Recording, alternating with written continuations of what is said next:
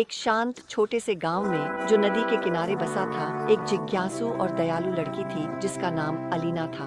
उसे तितलियों का पीछा करना, पक्षियों की गाने सुनना और रात में सितारों की चमक देखना बहुत पसंद था। लेकिन सबसे ज्यादा उसे सवाल पूछना पसंद था, बड़े और महत्वपूर्ण सवाल। एक शाम जब वह बरामदे पर बैठकर आसमान को देख रही थी, उसने एक गहरी सांस ली और फुसफुसाते हुए कहा, काश मैं जानती कि हमेशा सच्ची खुशी कैसे पाई जाए।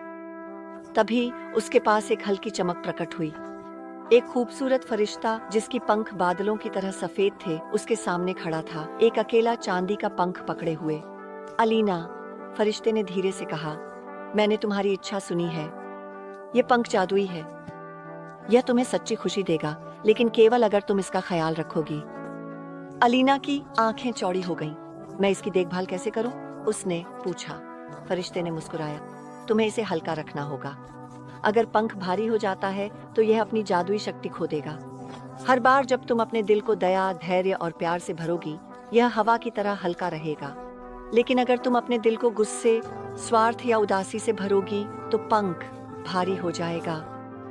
अलीना ने उत्सुकता से सिर हिलाया और पंख को ले लिया। शुरुआत में इसे हल्का रखना आसान था। उसने अपने छोटे भाई के साथ अपने खिलौने साझा किए, अपनी माँ की रसोई में मदद की और जिनसे भी मिली उन्हें मुस्कुराकर देखा। पंख उसके हाथ में धीरे धीरे तैर रहा था, जैसे एक सपने की तरह हल्का।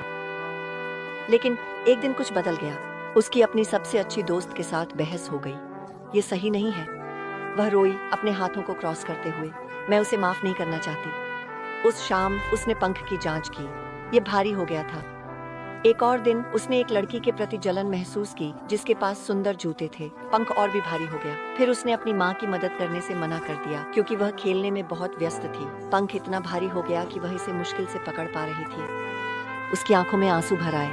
एंजेल, पंख अपनी जादुई शक्ति खो रहा है। वह रोई। फरिश्ता फिर से प्रकट हुआ और उसके पास घुटने टेक दिए। अलीना, खुशी वह चीज नहीं है जो तुम बाहर खोजो। ये तुम्हारे दिल के अंदर रहता है।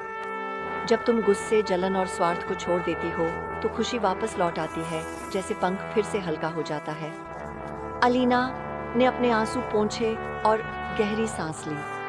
अगले दिन उसने अपनी दोस्त को माफ कर दिया, अपने भाई के साथ अपनी पसंदीदा किताब साझा की और बिना कहे अपनी माँ को गले लगा लिया। जब उसने उस रात पंख की जांच की तो वह फिर से हल्का था। उस दिन से अलीना ने पंख को सिर्फ अपने हाथ में नहीं बल्कि अपने दिल में भी रखा, यह जानते हुए कि सच्ची खुशी दयालुता की तरह हल्की, माफी की तरह नरम और प्यार की तरह जादुई होती है। कहानी का नैतिक, खुशी वह चीज नहीं है जिसे हम पकड़ सकते हैं। ये वह चीज है जिसे हम प्यार, दयालुता और माफी के माध्यम से बनाते हैं।